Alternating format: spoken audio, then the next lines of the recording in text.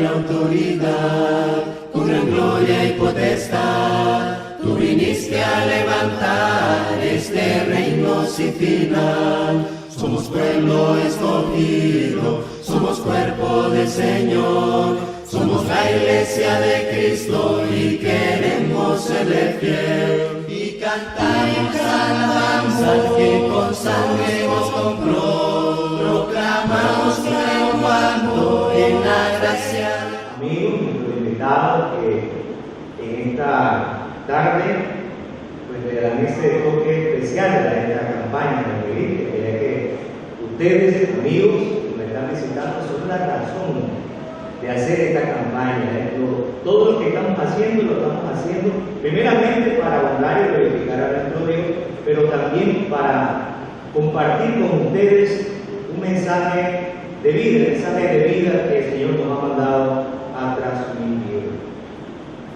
En esta tercera noche de conferencia bíblica que iniciamos el día lunes, el día martes, nuestras amadas hermanas, hoy tercera noche de conferencia aquí en el local de la Iglesia de Cristo en Villa, Alemania. Vamos a estar estudiando el tercer tema de esta semana de bienaventuranzas. La bienaventuranza que toca hoy día miércoles se titula Bienaventurados los pobres en espíritu, porque los tales en el reino de los cielos. Mateo capítulo 5, versículo 3. Y entonces el tema específico, un poco más dividido, es ¿por qué son bienaventurados los pobres en espíritu? ¿Por qué son bienaventurados? ¿Por qué son dichosos? La palabra bienaventurado significa dichosos, alegres, felices, dichosos, aquellos que son pobres en espíritu. Aclaramos que la expresión pobre en espíritu no significa personas temerosas, pusilánimes, de esas que dudan, que van por la vida con miedo. No, eso no es ser pobre en espíritu. Pobre en espíritu es aquella persona que reconoce que necesita, que tiene una carencia espiritual en su corazón y que reconoce que el único que puede llenar esa necesidad y esas necesidades, esos anhelos de salvación, de cariño, de protección, de ser aceptado, de ser recibido, y tantos de esos anhelos eternos que tenemos nosotros los seres humanos, el único que lo puede llenar es Jesucristo. Es su amor, es su sacrificio, es todo lo que Él ha hecho por nosotros. Indudablemente todas esas cosas nosotros carecemos de ellas y somos totalmente ineficaces. Estamos como decía un comentarista, estamos en bancarrota espiritual. Queremos nosotros justificarnos a nosotros mismos y nos damos cuenta de que no podemos. Carecemos de la santidad, de la pureza, carecemos de ello. Carecemos de la dirección, del plan, del motivo, del amor y de esas cosas perfectas que solamente, únicamente Dios las puede dar.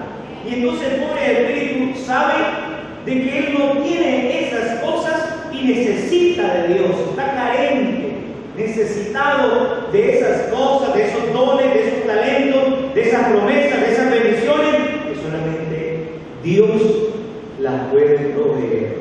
Por eso entonces un pobre en espíritu, diciendo una definición de todo lo que hemos dicho, es aquella persona que reconoce que es pecador, que está destituido de la gloria de Dios y pone toda su confianza en Dios para que Dios le perdone y le reciba en el reino. Pone toda su confianza en Dios. Los pobres en espíritu. ¿Por qué somos bienaventurados los pobres en espíritu? En la siguiente lámina vamos a ver que nosotros somos bienaventurados. La primera razón, ¿por qué sentirnos dichosos de ser pobres en espíritu? Porque Dios puede satisfacer, no solamente tiene la capacidad de hacerlo, sino que también Él quiere hacerlo. Él quiere satisfacer nuestros más grandes y eternos anhelos. Aclaro, porque alguien dice, Dios puede satisfacer todos mis deseos. Un momento, estamos hablando de grandes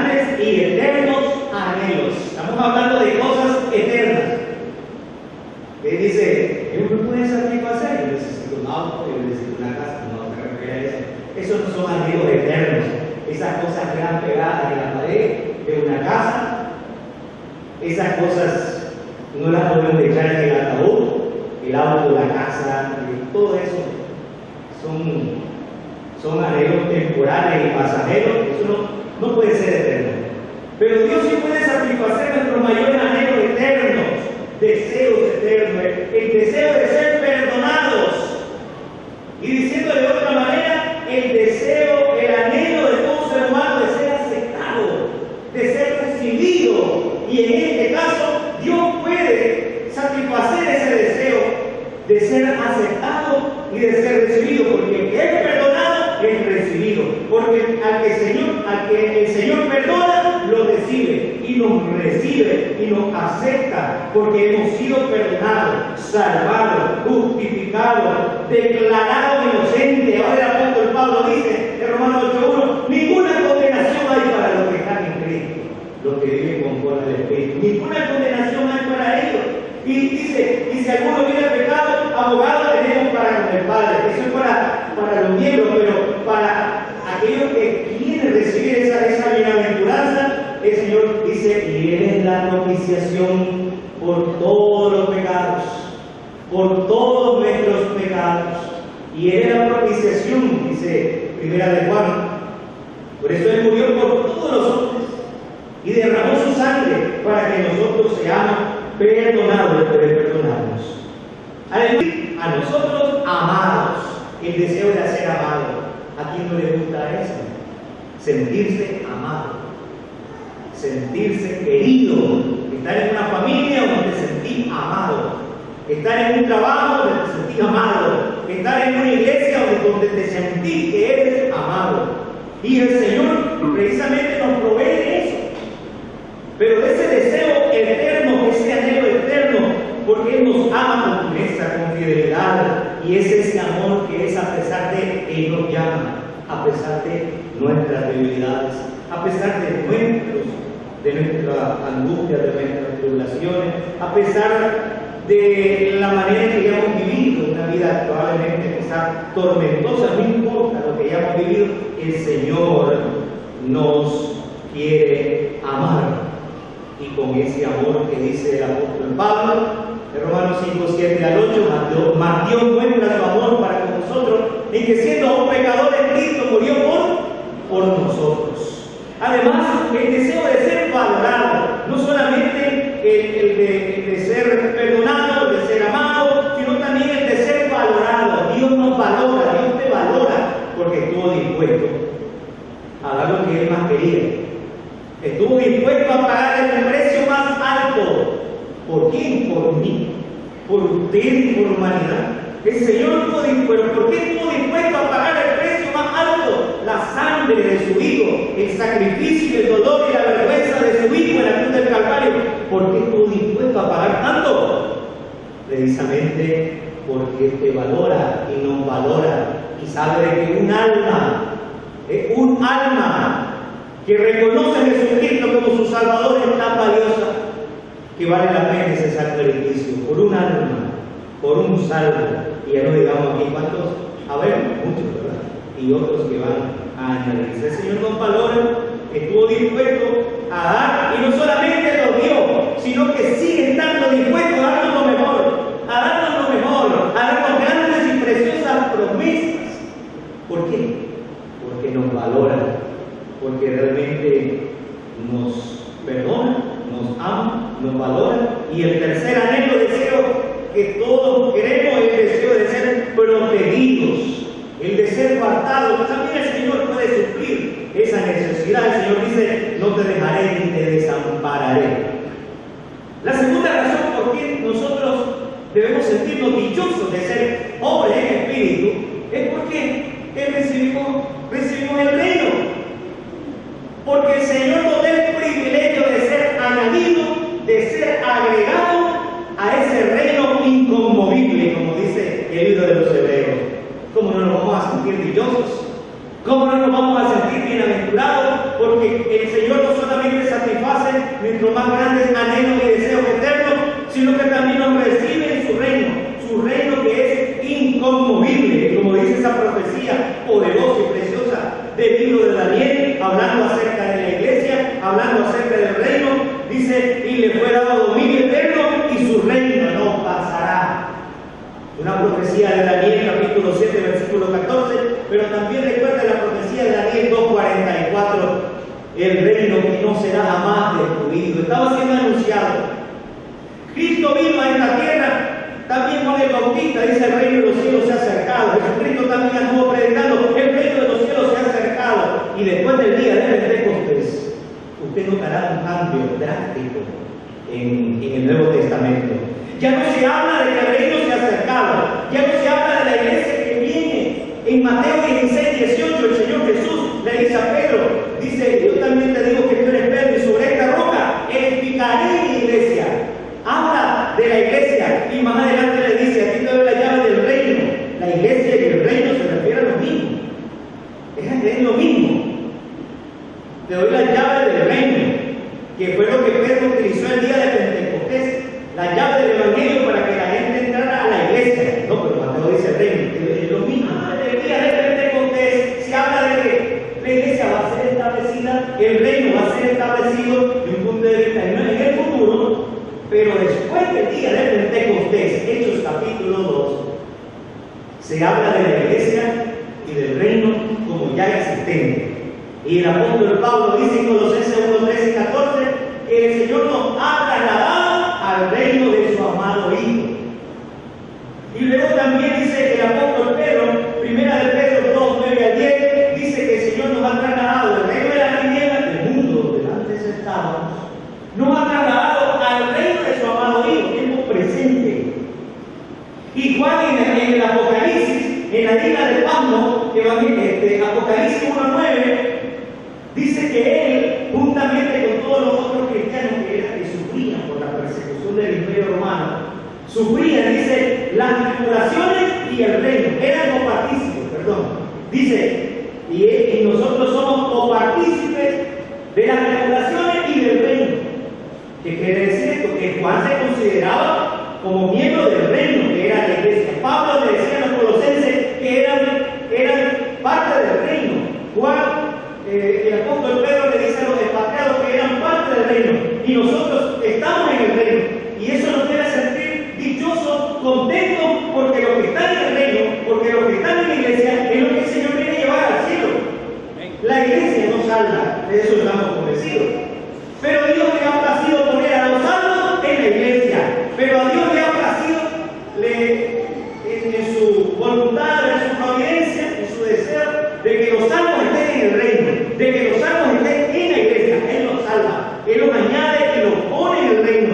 Y eso es motivo para sentirnos contentos, para sentirnos dichosos, para sentirnos bienaventurados, porque somos parte de un reino inconmovible. Cielo y tierra pasarán, pero el reino de Dios no va a pasar, es eterno. Cuando Cristo venga a entregar el reino al Padre, para que siga gobernando, no por milenios, sino por toda la eternidad. Y así estaremos siempre con Él, siempre, dice el Señor Jesús. Sentirnos bienaventurados. ¿Se siente usted bienaventurado, hermano de Cristo? De ser pobre en espíritu.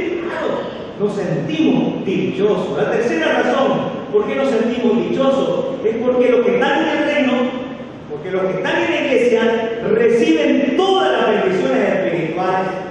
Y como decimos, hay más todavía. Y hay más todavía. Efesios capítulo 1, versículo 3 dice: bendito el Dios y Padre de nuestro Señor Jesucristo, que nos bendijo con toda la bendición espiritual en los lugares celestiales en Cristo. ¿Y dónde está el cielo? Aquí en la tierra. ¿Conoce usted algún lugar que sea embajada del cielo aquí en la tierra? Es la iglesia, hermano. La iglesia es un pedazo de cielo aquí en la tierra. Espirituales, solamente las voy a mencionar. Hay textos de apoyo para cada una de ellas, pero no tenemos tiempo. Solamente quiero mencionar parte de todas esas bendiciones espirituales en los lugares celestiales en Cristo.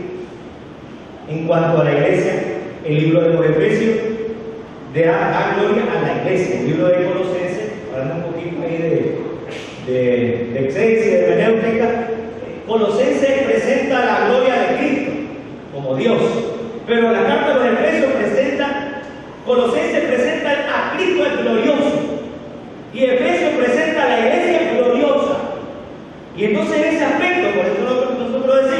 que los lugares celestiales en Cristo, a los cuales nosotros fuimos predestinados, llamados, escogidos, añadidos en la iglesia, que es un pedazo de cielo, es la antesala.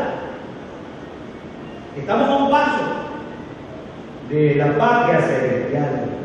Además de todas las bendiciones y provisiones del Evangelio expresadas en palabras como justificación, redención, reconciliación, etc., nosotros somos hijos de Dios y coherederos con Cristo. Y si herederos,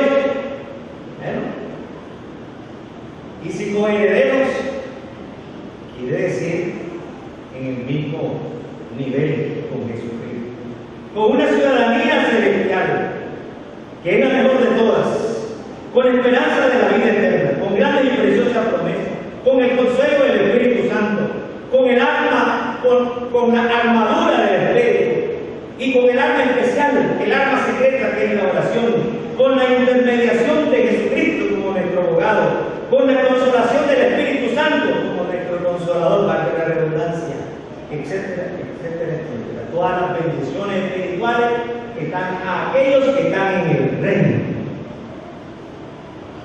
Quiero que veamos ahora un poquito, antes de tocar el punto final, un ejemplo práctico. Un ejemplo práctico de alguien que no, al comienzo como que no fue pobre en espíritu, pero luego dejó de ser, perdón, al comienzo no era pobre en espíritu, era todo lo opuesto a ser pobre en espíritu. Segundo libro de Reyes, capítulo, ahí sí le solicito a mi hermano que me ayude. Segundo libro de Reyes, capítulo 5, el ejemplo de Abraham, de Naamán. ¿Por qué lo confundí? Como que suena Naamán, Abraham. Naamán, aclaro. Segundo libro de Reyes, capítulo 5. Este hombre al comienzo no fue pobre en espíritu, es lo opuesto. Si ser pobre en espíritu es ser humilde, ¿qué es lo opuesto a ser pobre en espíritu? Es ser soberbio, altivo. La persona que no es pobre en espíritu no está dispuesta a someterse a la voluntad de Dios, porque dice, yo tengo un plan mejor, yo tengo un plan mejor que el de Dios. ¿Se puede? Segundo libro de Naamán, general del ejército del rey de Siria, era un grande delante de su señor y le tenía en alta estima, porque por medio de él Jehová había dado salvación a Siria. Este hombre era valeroso en extremo, pero leproso. Siguiente. Y de Siria habían salido bandas armadas y habían llevado cautivo de la tierra de Israel a una muchacha, la cual servía a la mujer de Naamán. Este dijo a su señor, si rogase mi señor al profeta que está en Samaria, él lo sanaría de su lepra. Siguiente. Entrando Naamán a su señor, le relató diciendo, así ha dicho de Jehová, una muchacha que es de la tierra de Israel, él yo enviaré carta, versículo 9, adelantando un poquito la historia, versículo 9, y vino Naamán con sus caballos y con sus carros, y se paró a la puerta de la casa de Eliseo. Entonces Eliseo le dio un mensajero, diciendo, ve y lávate 7 veces en el Jordán, y tu carne se te restaurará y serás limpio. Siguiente. Y Naamán se fue enojado, diciendo, he aquí yo decía para mí, la expresión de Naamán, yo decía para mí, saldrá él luego y estando en ti, invocará el nombre de Jehová su Dios y alzará su mano y tocará el lugar y sanará. Siguiente. Abán y Farpar, hijo de Damasco, no son mejores que todas las aguas de Israel. Si me lavare en ellos, no seré también limpio. Y se volvió y se fue enojado. Mas sus criados se le acercaron y le hablaron diciendo, los criados de Naamán eran pobres. Si el profeta te mandara una gran cosa, ¿no la harías? ¿Cuánto más diciéndote lávate y serás limpio? Él entonces descendió y se zambulló 7 veces en el Jordán, conforme a la palabra del varón de Dios. Y su carne se volvió como la carne de un niño y quedó limpio. Gloria a Dios, ¿no? Gloria a Dios. Pero al comienzo Naamán no fue pobre en espíritu. Él no estaba dispuesto a someterse a la voluntad de Dios. Él tenía un plan mejor. ¿Cuál era el plan? El plan de Naamán. ¿Qué era lo mejor para él? Lo mejor para él, porque él era general del ejército de Siria. Era, después del rey, el segundo en poder. Era un hombre con mucho poder. Era el hombre que gobernaba el ejército de Siria. Todo el que debían pleitesía. Estaba acostumbrado a mandar. Estaba acostumbrado a dar órdenes. Estaba acostumbrado a que vinieran donde él y le rindieran pleitesía. Por eso él se enoja cuando llega donde Eliseo y Eliseo no le sale a recibir, sino ¿quién le manda a Eliseo? A un esclavo. Y le manda una razón con un esclavo. Y dice, este esclavo, porque no sale el rey, porque no viene el profeta donde mí. Hablemos de general a profeta. Él no observa la cosa cuando a través del siervo le dice a Eliseo, ¿quieres ser sano de la lepra? Por cierto, en aquella época era una enfermedad probablemente conocía la muerte. La medicina no estaba tan avanzada como ahora, y en aquel tiempo, hermano, el leproso pues no tenía esperanza de vida. Era un hombre valiente, forzado, pero era leproso. Era algo que le amargaba su existencia, pero aún así era orgulloso, era altivo. ¿Cómo es, verdad? Y entonces el profeta, a través del siervo, le dice: ¿querés ser sano? Ve al Jordán y zambullite 7 veces. 7 veces. A veces nosotros nos complicamos cuando se nos manda que seamos bautizados y nos sumerjamos una vez. ¿A cuántas personas le hemos predicado el Evangelio? Que usted quiere ser salvo, que usted quiere que el Señor le perdone sus pecados, que entonces tiene que ser bautizado y ser sumergido. Una vez que la gente no quiere ni una vez. Ahora imagínense que hoy en día, estamos predicando y decir a la gente: ¿quiere ser salvo? Tiene que zambullirse 7 veces. ¿Cuánto lo haría? ¿Quién sabe? Si una vez no lo quieren hacer, ahora 7 veces. Pero bueno. Dice: ve y zambúllete en el río Jordán. Dijo aquel hombre para sí. Naamán, dice, pero el río Jordán, ahí vamos. Siempre. El que no es pobre en espíritu, no se pone con Dios a decirle: Señor, esto sí me gusta, no, esto no me gusta, esto sí me parece, esto no me... A ver, hagamos un trato. Busquemos un punto intermedio. Así no podemos a debatir con Dios.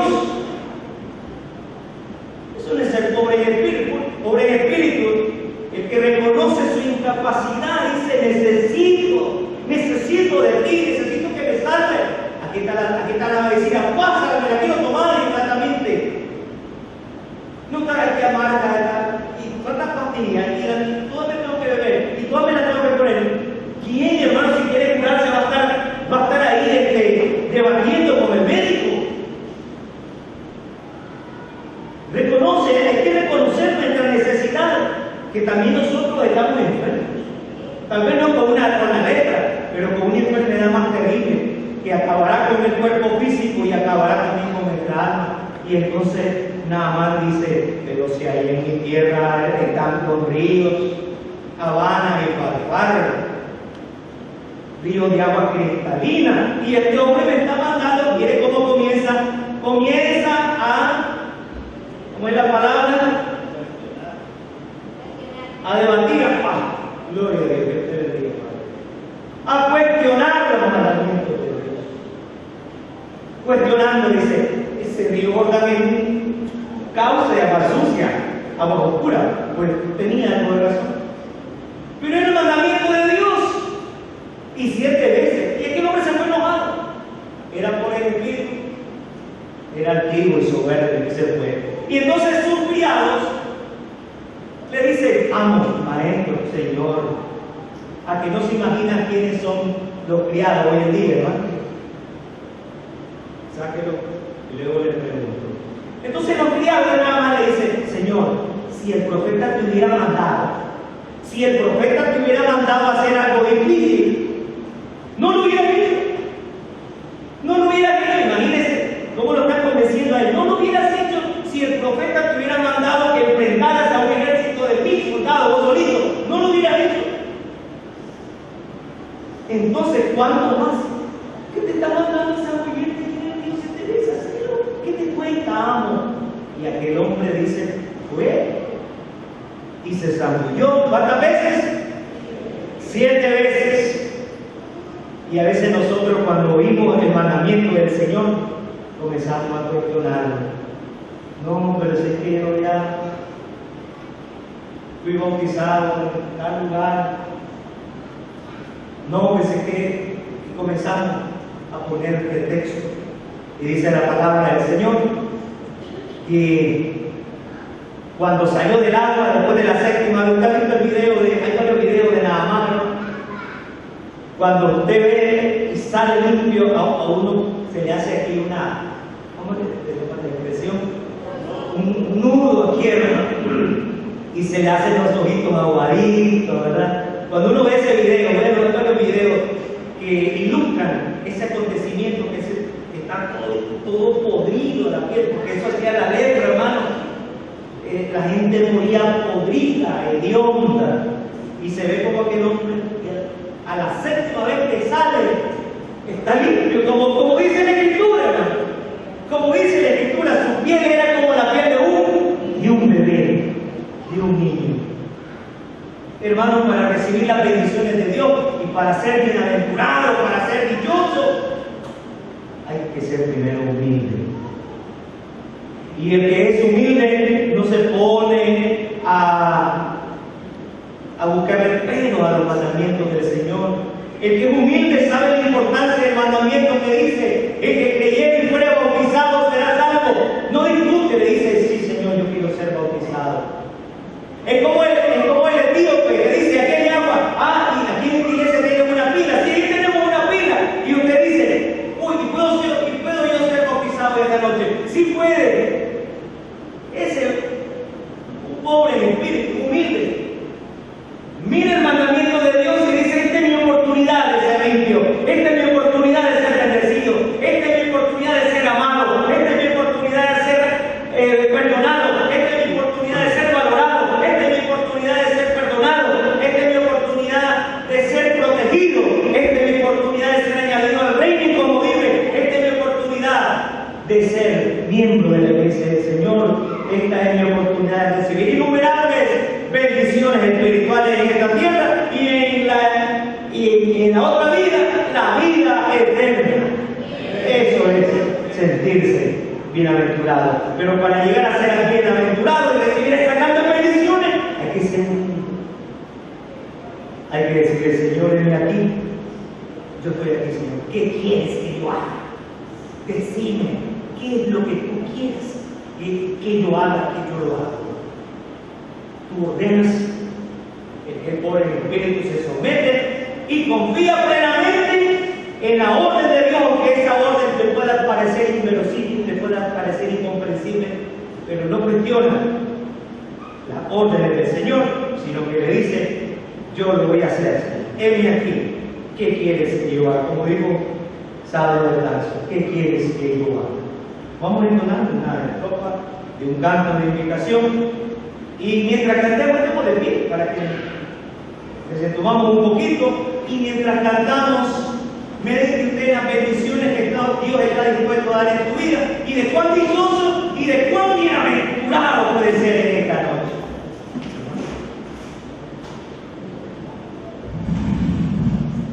Vamos a cantar, hermano, una estrofa con su coro. Nuestro himnario número 78, a ti y a mí. Cantemos, hermanos. Cuán tiernamente nos está llamando Cristo a ti y a mí. Él nos espera con brazos abiertos. Llama a ti y a mí.